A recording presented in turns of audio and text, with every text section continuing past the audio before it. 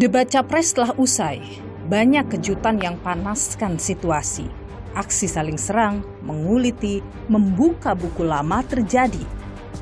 Kini, debat calon wakil presiden dinanti. Mampukah gagasannya menggugah publik? Tentukan pilihan. Saya, Niluh Puspa, mencari jawabnya.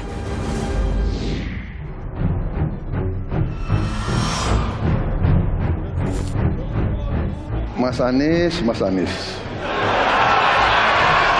tenang, Bapak Prabowo. Pak Prabowo tidak tahan untuk menjadi oposisi. Saya jadi tidak enak ini Mbak hari ini. Mohon maaf. Saya tidak enak karena dua kawan saya sedang nagih janji dan membuka buku lama.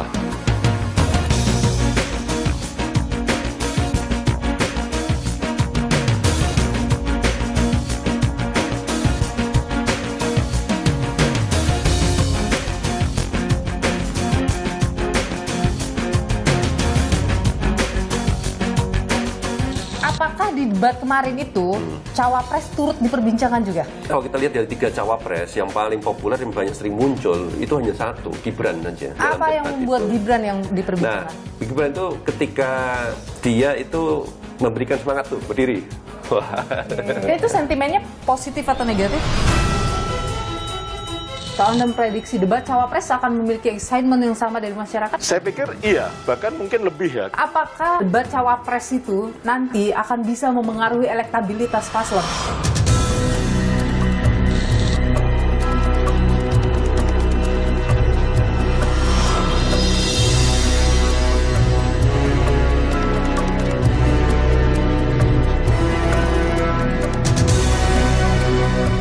Kita melihat ada sesuatu yang agak mengkhawatirkan. Ketika pertumbuhan ekonomi pasca pandemi ini melaju dengan cepat, tapi kesejahteraan rakyat ini kelihatannya tertinggal di belakang. Anda sebagai seorang ekonom sudah melihat visi misi ketiga cawapres, janji masalah kesejahteraan itu hal yang selalu diucapkan sama mereka. Tapi Anda optimis bahwa itu bisa mereka ciptakan? Debat Perdana Capres 2024 telah berlangsung Selasa 12 Desember lalu, Saudara. Debat yang berlangsung panas ini membahas tema pemerintahan, hukum, hak asasi manusia, pemberantasan korupsi, peningkatan layanan publik, penguatan demokrasi, dan kerukunan warga. Dalam segmen saling sanggah antar capres, saling buka dan menguliti terjadi, seperti saat membahas penguatan demokrasi. Jawaban Anies Baswedan yang menyebut indeks demokrasi turun dan minimnya oposisi dijawab Prabowo Subianto.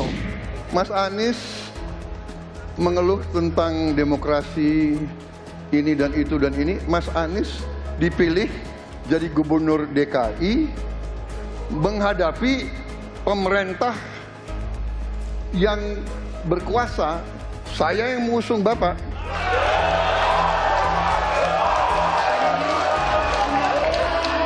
Kalau demokrasi kita tidak berjalan, tidak mungkin Anda jadi gubernur. Hal serupa juga terjadi kala pembahasan HAM. Terjadi perdebatan antara Ganjar Pranowo dan Prabowo Subianto kala Ganjar menanyakan kasus pelanggaran HAM berat dan pembentukan pengadilan HAM ad hoc. Dan masalah ini ditangani justru oleh wakil presiden Anda. Ya. Jadi apalagi mau ditanya kepada saya? Saya sudah menjawab berkali-kali, ada rekam digitalnya. Saya sudah jawab berkali-kali. Tiap 5 tahun kalau polling saya naik, ditanya lagi soal itu. Prabowo ini punya ketegasan yang luar biasa. Luar biasa. Tapi sayang pada 2 jawaban ini sama sekali tidak punya ketegasan itu. Loh, kok dibilang saya tidak tegas? Saya tegas akan menegakkan hak asasi manusia. Masalah yang Bapak tanyakan agak tendensius. Itu tendensius, Pak Ganjar, ya. Itu tendensius. Dan wakil Bapak yang mengurus ini selama ini. Jadi kalau memang keputusannya mengadakan pengadilan HAM, ya kita adakan pengadilan HAM. Nggak ada masalah. Sementara Capres Anies Baswedan bertanya pada Capres Ganjar Pranowo terkait dengan penanganan KM50 atau kasus KM50 dan Kanjuruhan yang dinilai belum memenuhi rasa keadilan. Dua isu itu menjadi public talks. Kanjuruhan, kita bisa bertemu dengan para pencari fakta, kita bisa melindungi korban, kita bisa membereskan urusan mereka dari sisi keadilan korban, termasuk di kilometer 50. Jawabannya kurang komprehensif karena masalahnya lebih kompleks dari itu, Pak Ganjar. Soal komprehensi atau tidak komprehensif terkait dengan itu selera dan subjektif. Perdebatan panas juga terjadi, saudara, antara Prabowo Subianto dan Anies Baswedan kala Prabowo Subianto menanyakan kepada Anies Baswedan soal penanganan polusi udara Jakarta yang dianggap tak selesai. Angin itu bergerak dari sana-sini. Ketika polutan yang muncul dari pembangkit listrik tenaga uap mengalir ke Jakarta, maka Jakarta punya indikator, karena itu Jakarta mengatakan ada polusi udara. Kalau kita dengan gampang menyalahkan angin, hujan, dan sebagainya, ya mungkin tidak perlu ada pemerintahan kalau begitu, ya. Debat makin panas kala Capres Ganjar Pranowo menanyakan kepada Prabowo Subianto soal putusan Mahkamah Konstitusi. Apa komentar Pak Prabowo terhadap putusan MK yang melahirkan MK-MK itu? Saya kira mengenai Mahkamah Konstitusi, aturannya sudah jelas.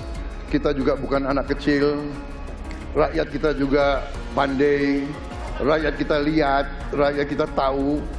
Mas Ganjar, kita tahulah ya bagaimana prosesnya, ya. Yang intervensi siapa, ya kan? Yang intervensi siapa? Tapi intinya adalah kita tegakkan konstitusi, kita tegakkan undang-undang. Ada hal menarik terjadi kala Prabowo Subianto menjawab pertanyaan soal putusan Mahkamah Konstitusi. Cawapresnya, Gibran Rakabuming Raka, nampak bereaksi dan seperti memberikan instruksi pada pendukungnya.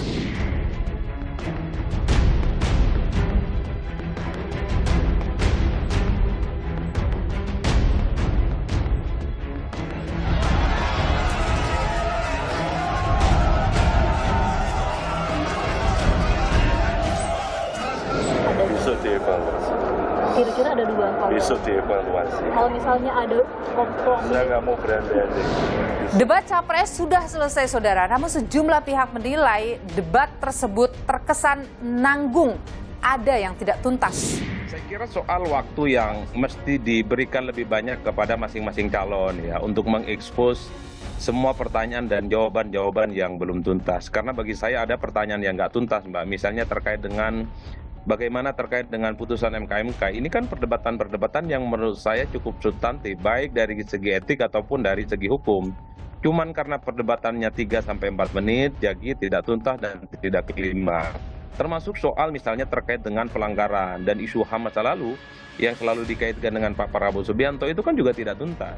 Usai debat Capres, Jumat 22 Desember mendatang, KPU akan menggelar debat calon wakil presiden dengan tema ekonomi kerakyatan, ekonomi digital, keuangan, investasi pajak, perdagangan, pengelolaan APBN, APBD, infrastruktur, dan perkotaan. Bagaimana para cawapres ini mampu menguraikan ide dan gagasannya soal kesejahteraan masyarakat? Kita nantikan bersama. Namun saudara, saya akan mengajak Anda berdiskusi dengan ekonom dari Universitas Indonesia yang juga adalah Direktur IDIAS, Yusuf Wibisono, untuk membahas dan menelaah kondisi real ekonomi Indonesia saat ini. Termasuk juga soal isu kemiskinan yang disebut menjadi PR pemerintahan saat ini. Mampukah saudara ini diselesaikan di sisa waktu pemerintahan Presiden Jokowi?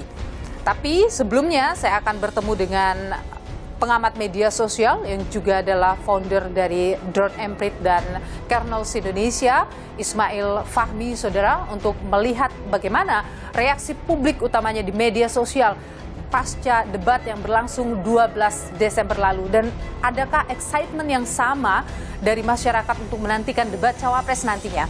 Ikuti saya, saudara.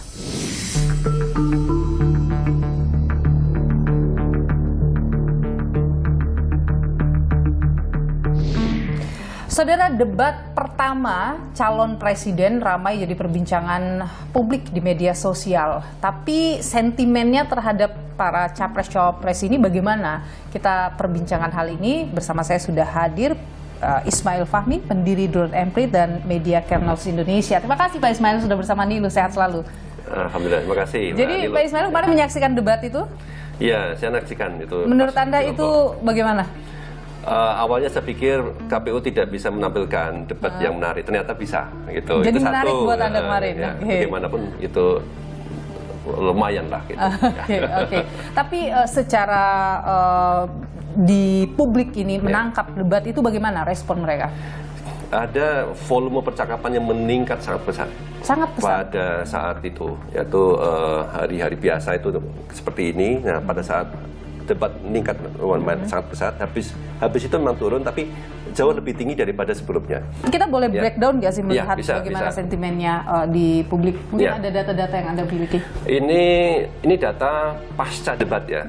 Kalau pada saat debat saya udah share, tapi mungkin lebih menarik sekarang kita tampilkan pasca debat karena kita akan menuju ke debat berikutnya. Jadi setelah debat perolehannya hampir sama lah. Anies Baswedan itu masih paling tinggi, diikuti oleh Prabowo, kemudian diikuti oleh Ganjar ya. Nah, ini dari segi volume percakapan itu equal dengan popularity, orang mengenal ya, orang ikut mempercakapkan. Ada perubahan yang menarik di sini, yaitu Anies Baswedan. Pada sehari sebelum debat, dia itu kalah populer dibanding yang lain. Tapi pada saat debat naik tinggi, hingga pasca debat Anies akhirnya lebih tinggi daripada yang lain. Yang menarik juga yang kedua adalah yang Prabowo ya, capres nomor 2. Sebelum debat dia tinggi, pasca debat nomor 2, tetapi tetap tinggi. Kenapa kok saya bilang menarik? Kenapa? Karena di sini kita punya peta social network analysis. Ini untuk memperlihatkan dukungan mereka masing-masing paslon di media sosial, terutama di sini ada Twitter. Ini Prabowo, timnya itu nggak besar, Mbak. Kecil. Tapi kenapa kok dia itu banyak dipercakapkan? Dan bahkan nomor 1 sebelum debat, nomor 2 setelah debat. Nah, Ganjar dan Anies, ya Anies nih, ini kan paling banyak nih. Besar sekali ya? Besar sekali. Ganjar juga sangat besar. Tetapi kenapa Ganjar kurang? Karena ada faktor ini. Mereka yang relatif netral. Sebetulnya mereka pada saat sebelum debat tidak mengekspresikan, oh saya 01, 02, 03, enggak. Mungkin ada malu-malu menyampaikan gitu, tapi mereka memposisikan lebih agak netral lah gitu.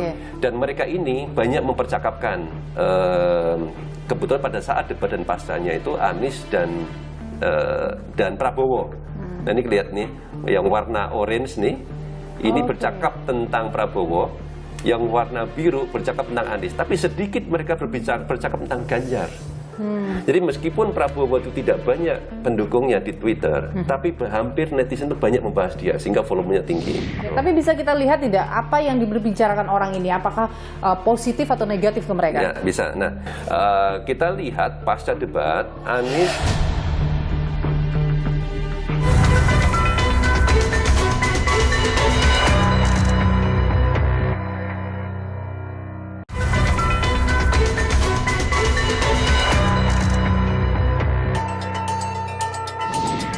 Saudara, debat calon presiden telah diselenggarakan 12 Desember lalu. Kita juga masih menanti debat calon wakil presiden 22 Desember mendatang. Lantas, bagaimana respon dari masyarakat di berbagai kalangan? Ikuti saya, saudara. Sementara sampai saat ini ya, ditambah dengan kemarin tahapannya sudah ada debat pertama, jadi menurut saya belum mengerucut. Pak, nanti kan selanjutnya tanggal 22 Desember akan ada debat kedua, yaitu calon wakil presiden. Apa Pak harapan Bapak di debat selanjutnya ini? Sampai saat ini yang digembar-gemborkan itu kan UMKM. Nah itu harus lebih digenjot lagi, bagaimana caranya, mungkin subsidi-subsidi atau terkait dengan perizinan ketika seseorang mau berusaha itu lebih dipermudah lagi. Ya bimbang sih Mbak, karena semua pinter loh. Gimana Bu melihat pintarnya tuh dari segi apa waktu itu? Dari pembicaraannya dia itu nggak ada gimana grogi-groginya. Bu, nanti kan akan ada juga debat di 22 Desember, tapi itu calon wakil presiden, wakilnya ya Bu ya. Sok ngomonginnya tuh tentang ekonomi masyarakat, tentang kemiskinan. Ibu sebagai pedagang, apa Bu harapannya kalau misalnya nanti itu diperdebatkan, diperbincangkan untuk wakil presiden, calon wakil presiden? Ya mudah-mudahan kita dikasih kebebasan aja. Nah, kita berjualan itu nggak terlalu dikengkang lah istilahnya. Dagangan juga nggak terlalu inilah, semua nggak impor semua. Yakin sih Mbak dengan pemaparan dan visi misinya yang kemarin disampaikan sama calon presiden itu lebih seru lagi sih, maksudnya apalagi misalnya durasinya bisa lebih lama jadi semakin seru, visi misinya lebih tersampaikan. Mas Anies. Pak Prabowo tidak tahan untuk menjadi oposisi. Saya jadi tidak enak ini Mbak hari ini.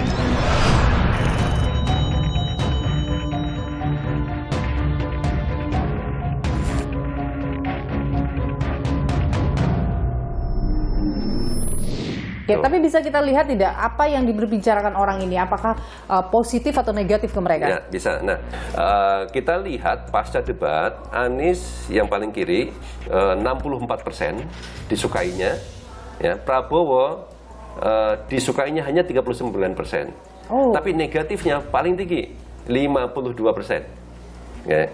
Nah, Ganjar disukainya 58%. Sebelumnya pada saat debat, dia itu 64%. Ada penurunan Ganjar. Apakah di debat kemarin itu cawapres turut diperbincangkan juga?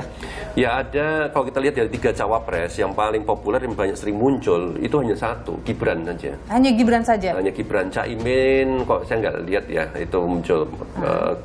Karena nggak kelihatan peran dari Caimin dan Mahfud MD di dalam apa debat yang membuat itu. Gibran yang diperbincangkan? Nah, Gibran itu ketika dia itu memberikan semangat tuh, berdiri.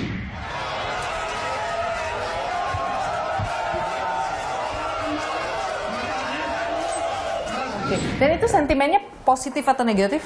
Tergantung siapa yang bicara. Oke. Ada data kah yang mungkin bisa kita lihat yang memperbincangkan cawapres? Ada. Oke, jadi kalau kita lihat ini contoh percakapan tentang Gibran dalam bentuk video pada hari setelah debat. Dan ternyata cukup banyak nih. Ini contoh misalnya pada saat Gibran berdiri memberikan semangat tuh. Beri semangat. Ini yang paling ini juga muncul lagi di sini. Jadi banyak sekali video-video yang pada saat Gibran beri semangat itu yang banyak dipercakapkan. Dalam konteks saya kira bisa positif bisa negatif tergantung yang bicara ya. Tapi adakah percakapan di media sosial? Ini kan kita sudah mau debat cawapres juga ya. Apakah percakapan soal debat cawapres itu ramai juga di media sosial? Ya, sebetulnya terlepas dari debat, percakapan di media sosial juga cukup tinggi di kalangan di antara ketiga cawapres. Nah ini contohnya. Kita ambil data dari tanggal 9 sampai hari ini ya, tanggal 15. Volume tertinggi percakapan itu ada di Gibran.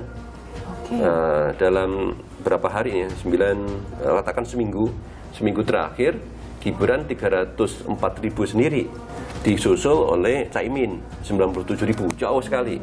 Kemudian baru Mahfud MD 88 kali. Tapi obrolan ini arahnya positif. Nah kalau obrolannya, kalau kita lihat sentimennya itu negatif paling besar itu di Gibran.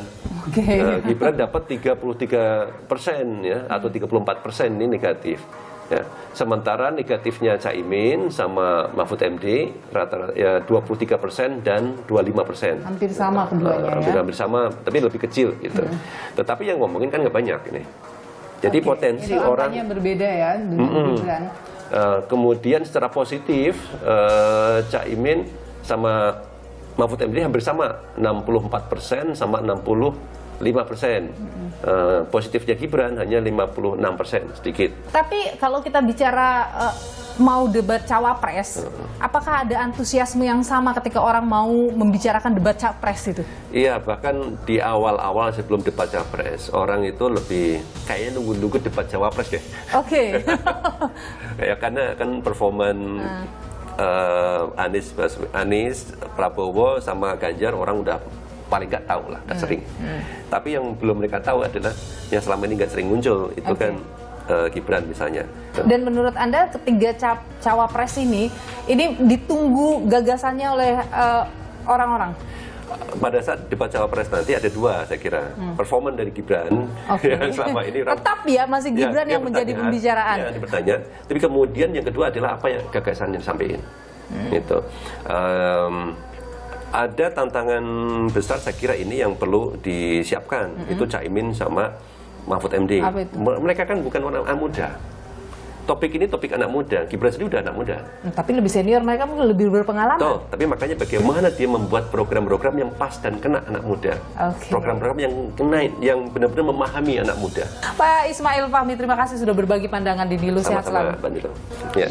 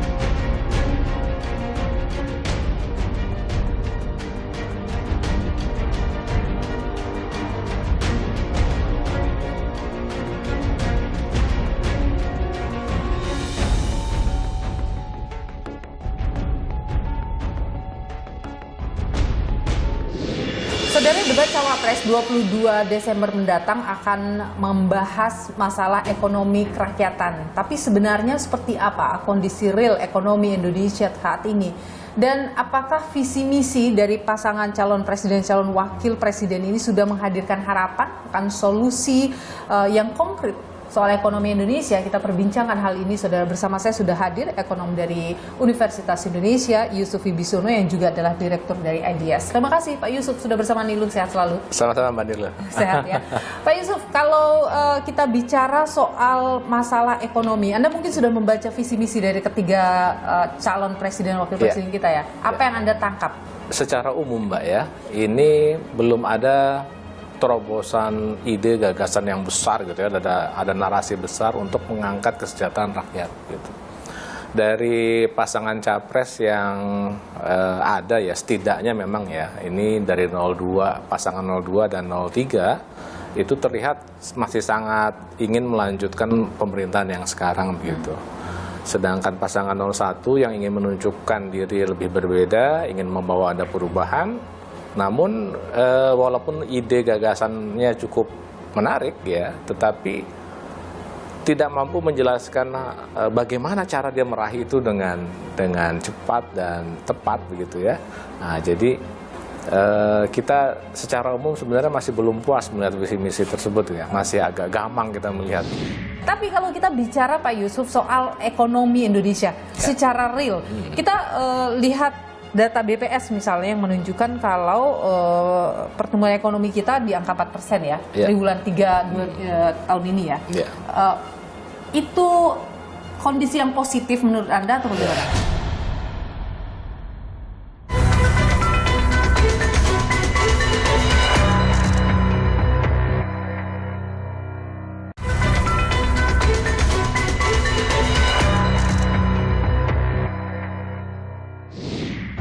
Mas Anies. Pak Prabowo tidak tahan untuk menjadi oposisi. Saya jadi tidak enak ini Mbak hari ini.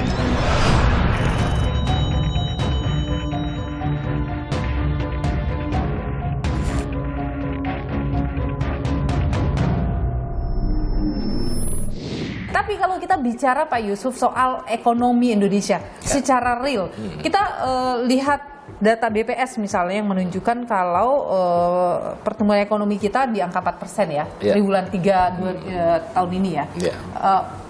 Itu kondisi yang positif menurut Anda atau bagaimana? Kita melihat ada sesuatu yang agak mengkhawatirkan pasca pandemi ini, yaitu apa? Ketika pertumbuhan ekonomi pasca pandemi ini melaju dengan cepat begitu, tapi kesejahteraan rakyat ini kelihatannya tertinggal di belakang. Itu apa indikatornya? penanggulangan kemiskinan meskipun masih terus menunjukkan perbaikan ya, tapi lambat. Kemudian yang kedua yang agak mengkhawatirkan adalah kesenjangan. Kesenjangan kita naik, Apa yang terutama yang bikin klaster gap itu atas. bisa begitu?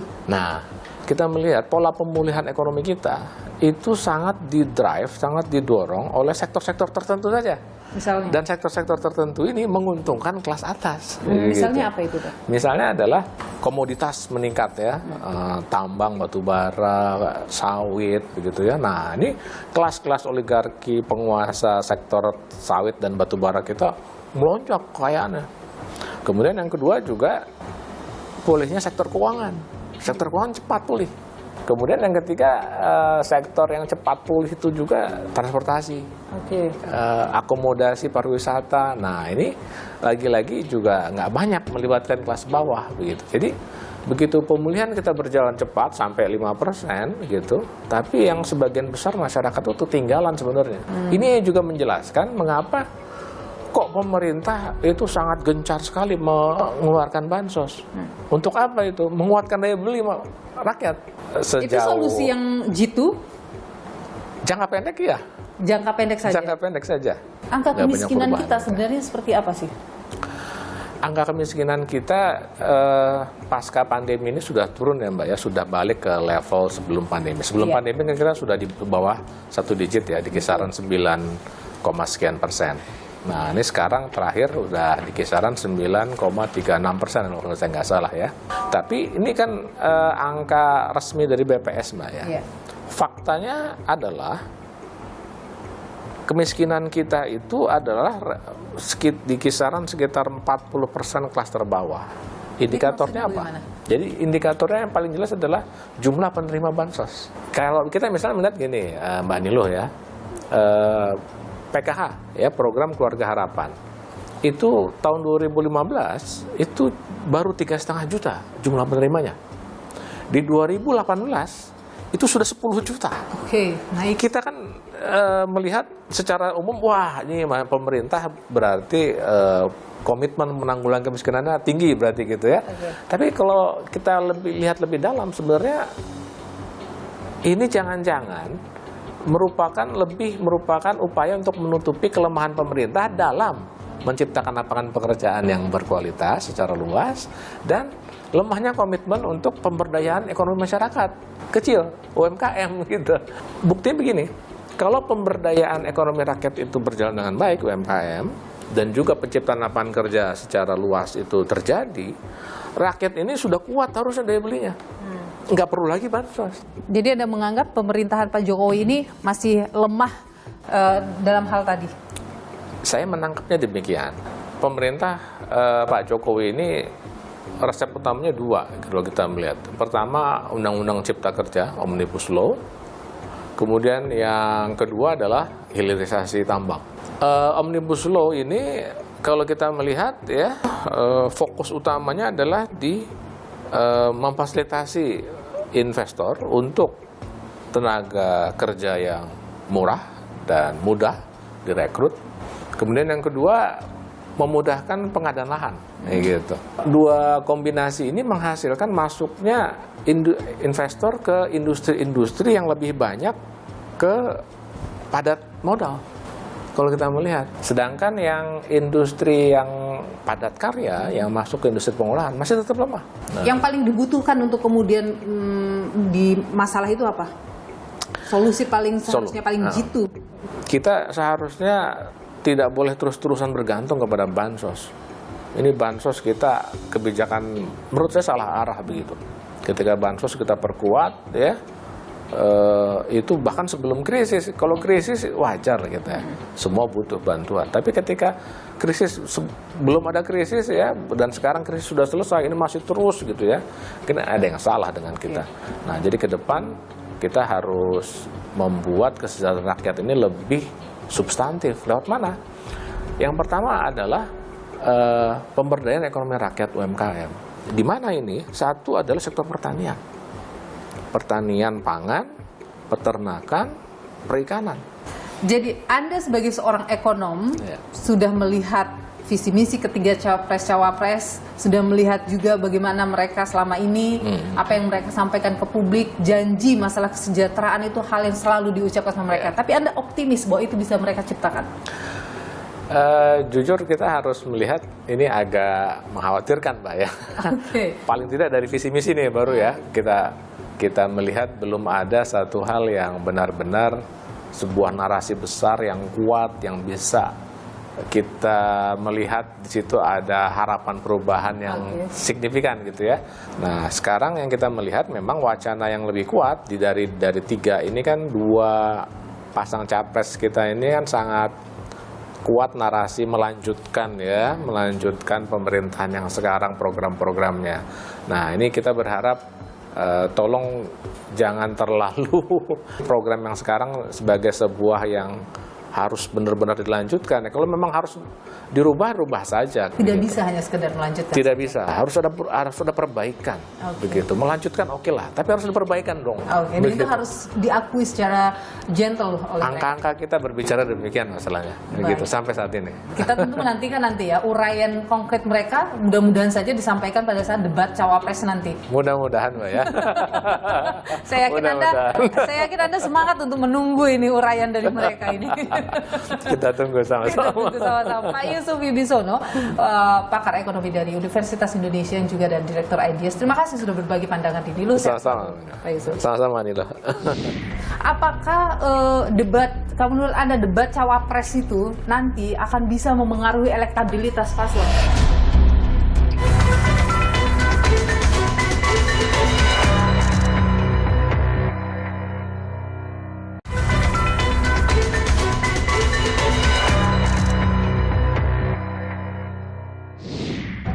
Mas Anies. Pak Prabowo tidak tahan untuk menjadi oposisi.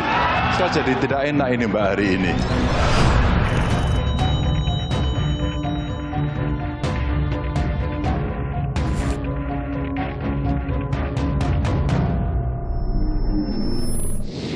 Debat capres sudah berlangsung, apakah kemudian ini menjadi game changer untuk kemudian tiga capres ini, saudara, dan apakah juga debat kemarin bisa memengaruhi undecided voters yang menurut Liberal Kompas dalam survei terakhirnya itu mencapai angka yang cukup tinggi, yaitu 28%. Kita perbincangkan hal ini bersama saya sudah hadir peneliti Litbang Kompas, Yohan Wahyu. Mas Yohan, terima kasih sudah bersama Nilu. Sama-sama Nilu, sehat.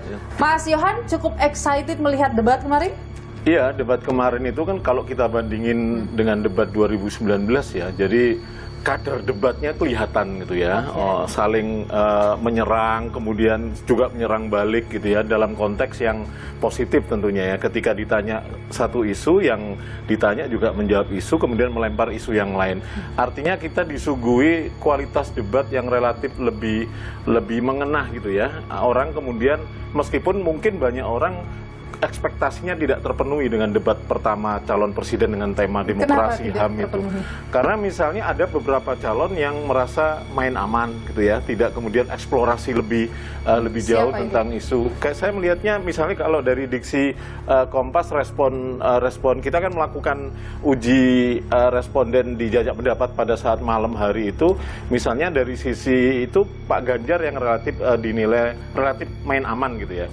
Jadi misalnya yang paling diapresiasi Pak Anies dari segi diksi, dari segi jajak pendapat kita Pak Anies, kemudian Pak Prabowo dan Pak Ganjar. Ini mungkin lebih pada durasi perbincangan antara Pak Anies dan Pak Prabowo mungkin lebih tinggi gitu ya. Dan kalau kita lihat pasca debat itu reaksi di sosmed kan bermunculan antara Pak Ganjar dan antara Pak Anies dan Pak Prabowo dibandingkan Pak Ganjar. Jadi traffic perbincangannya itu lebih ke dua sosok capres nomor 1 dan capres nomor 2. Jadi ini yang kita lihat, kemudian mestinya tiga-tiganya ini kan kemudian menunjukkan apa sih yang menjadi buah pikirannya di tema itu ya. Kemudian saling berdebat apa yang menjadi hal yang paling krusial di tema itu. Debat itu sudah bisa tidak memengaruhi undecided voters? Undecided voter kita kan sekitar 28,7%. 28,7% itu kalau kita pilih ya, mereka adalah yang rahasia. Sebenarnya sudah punya pilihan, tapi nggak mau menyebutkan, menjawab tidak tahu, menjawab ya pokoknya nggak jawab lah. kemudian menghindar untuk menjawab, sungkan untuk mengutarakan pilihannya. Nah, apakah tadi pertanyaan ini apakah debat mempengaruhi mereka? Kalau orang yang sudah punya pilihan dan kemudian tertutup, tidak akan terpengaruh. Secara rekam jejak survei, debat ini hanya mempengaruhi kurang dari 5% pemilih sebenarnya. Jadi orang yang sebenarnya benar-benar rasional gitu ya, ke kelas menengah, secara pendidikan menengah atas gitu, debat ini bagi mereka adalah tambahan saja untuk kemudian mana yang kemudian akan jadi rujukan gitu ya. Kalau kita melihat debat kemarin, Mas, itu sudah jadi game changer untuk Anies dan juga Ganjar misalnya. Iya, bisa dikatakan seperti itu, meskipun tadi ya ekspresi publik mungkin satu durasi yang cukup terbatas gitu ya. Jadi isu-isu yang dibahas, lontaran-lontaran isu misalnya di segmen 3, 4, 5 sampai terakhir yang saling tanya itu kan sebenarnya tidak tuntas ya. Terkesan agak gantung gitu ya. Apalagi ketika jawaban itu dibalikkan ke penanya, kemudian penanya membalikkan lagi ke capres yang mendapat pertanyaan, itu durasinya semakin berkurang gitu ya. Itu yang kadangkala memang secara teknis pengaturan debat itu memang tidak support untuk kita mendapatkan secara penuh gitu ya. Mestinya ada jalan tengah, misalnya tema nggak usah banyak-banyak misalnya, fokus di isu tertentu, orang kemudian jadi tahu ini, membandingkan antara 3 capres ini tentang satu hal yang mungkin jadi rujukan utama. Tapi kira-kira melihat excitement yang muncul di debat capres, kalau Anda memprediksi debat cawapres akan memiliki excitement yang sama dari masyarakat atau justru lebih? Saya pikir iya, bahkan mungkin lebih ya, karena pertama ada efek wow yang mungkin lebih menyimpan di memori publik ya. Misalnya namanya Gibran muncul jadi cawapres itu kan efek wow ya. Tidak, even itu Muhaimin dan Pak Mahfud, 3 nama ini kan tidak pernah beredar di elektabilitas yang premium lah, di atas di bawah 5%, bahkan di bawah 2%. Yang kedua, tentu debat ini menjadi momentum pertama kita melihat sejauh mana efek wow ketiga ini bertahan. Jadi misalnya Gibran, orang penasaran pikiran Gibran seperti apa, orang penasaran pikiran Muhaimin seperti apa, termasuk Pak Mahfud ya, yang selama ini mungkin orang sudah banyak tahu beliau pejabat, Pak Muhaimin juga pejabat, Mas Gibran juga pejabat, tapi pikiran-pikiran ketika ketiganya dipertemukan dalam satu topik yang sama, ini tentu menyimpan dengan bahasan ekonomi dan bahasan ekonomi ya besok ya, itu tentu menyimpan penasaran yang lebih dibandingkan capres gitu ya. Apakah kalau menurut Anda debat cawapres itu nanti akan bisa memengaruhi elektabilitas paslon? Potensi melengkapi, memperkuat itu iya. Tentu dengan segmentasi yang berbeda. Kalau Caimin basis NU dan Jawa Timur, Mas Gibran dengan Jawa Tengah, Pak Mahfud Jawa Timur. Kenapa? Ya kantong-kantong suaranya besar di situ semua. Sejauh mana mereka insentifnya besar atau tinggi ya tergantung dari kita lihat debat nanti ya. Kalau kita lihat tren survei sebenarnya tidak begitu tinggi insentifnya ya. Ini yang dimainkan adalah segmentasi pemilih undecided yang benar-benar belum punya pilihan dan mereka masih menimbang-nimbang dan mereka rata-rata berada di perkotaan dan kelas pendidikannya menengah atas yang tentu mereka kalkulasinya relatif itu lebih rasional dibandingkan pemilih-pemilih yang tersebar banyak di rural ya, yang sebagian besar itu tentu lebih kedekatan yang emosional yang terbangun antara pilihan capresnya dibandingkan pemilih-pemilih di urban yang relatif rasional, meskipun secara umum gambaran pemilih kita itu sebenarnya ya sisi emosionalnya yang digunakan ya. Oke, baik. Mas Yohan Wahyu, peneliti Litbang Kompas, terima kasih sudah berbagi. Terima kasih. Sehat selalu.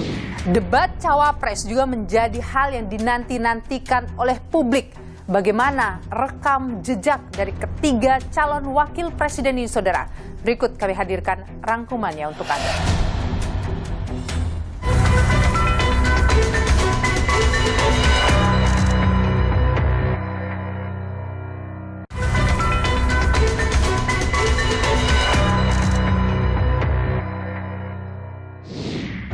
Mas Anies. Pak Prabowo tidak tahan untuk menjadi oposisi. Saya jadi tidak enak ini Mbak hari ini.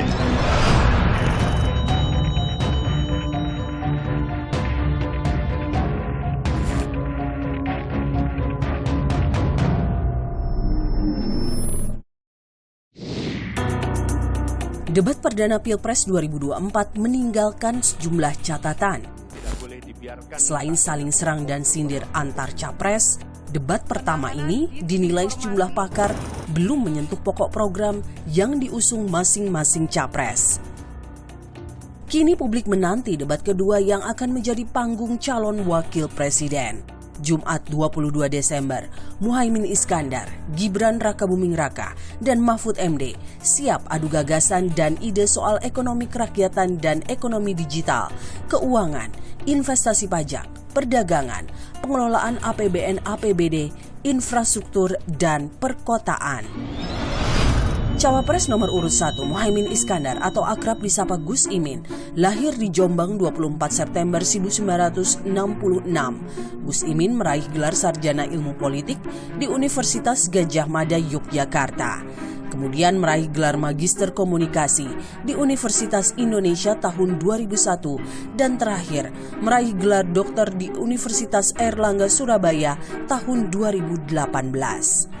Dalam karirnya, mantan santri sekaligus keponakan dari Gus Dur ini memulai dengan menjadi aktivis, ketua umum Partai Kebangkitan Bangsa, 2 kali menjabat sebagai wakil ketua DPR RI, dan pernah menjadi wakil ketua MPR periode 2018 hingga 2019. Pernyataannya kerap menuai kontroversi. Pada masa kampanye, Gus Imin pernah melontarkan kalimat peringatan jika Anies Muhaimin tak terpilih memimpin Indonesia. Kalau kita tidak menang, Indonesia dalam ancaman bahaya.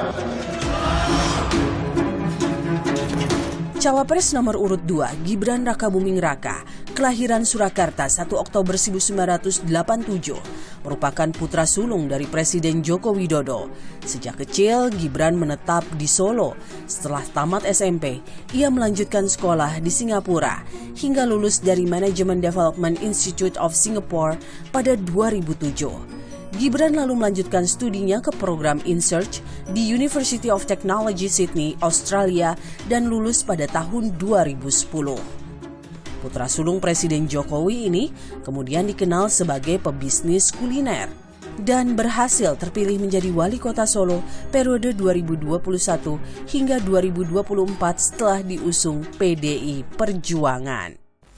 Gibran Rakabuming Raka, kandidat cawapres yang paling muda, dikenal tertutup dan irit bicara, membuat masyarakat meragukan kemampuannya.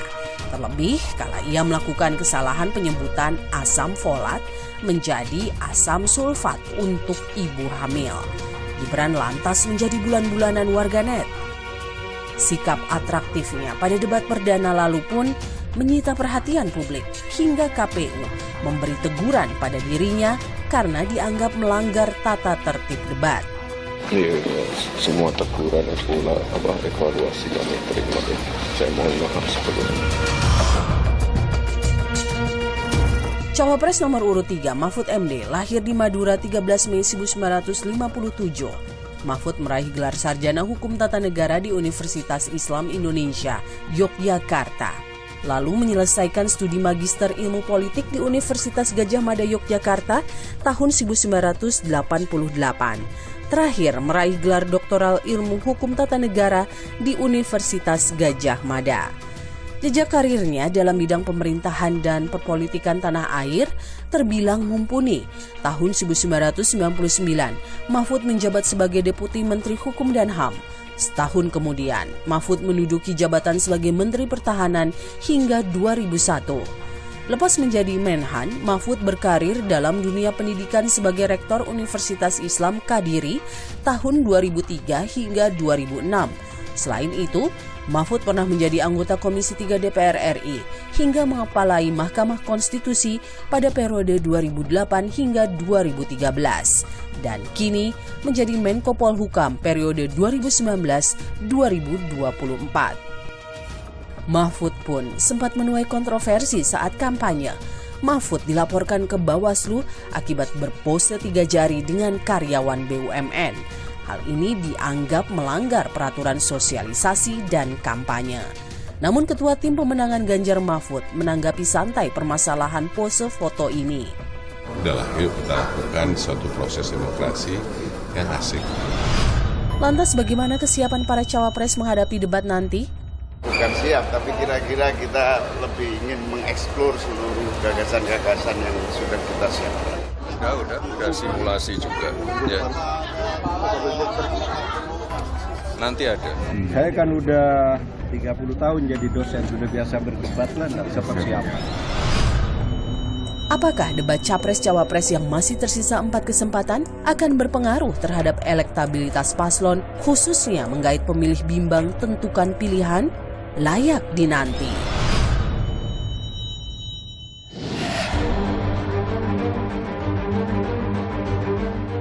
Debat sejatinya adalah perang gagasan antar calon pemimpin bangsa. Agar mudah bagi publik tentukan pilihan, debat haruslah berkualitas, bukan hanya gimmick semata. Mari kita lihat, apakah kandidat mampu tampilkan kepemimpinan terbaik dan tentunya sajikan gagasan terkonkret. Ikuti terus perkembangan informasi pemilu 2024 hanya di Kompas TV, independen, terpercaya. Saya Niluh Puspa, sampai jumpa.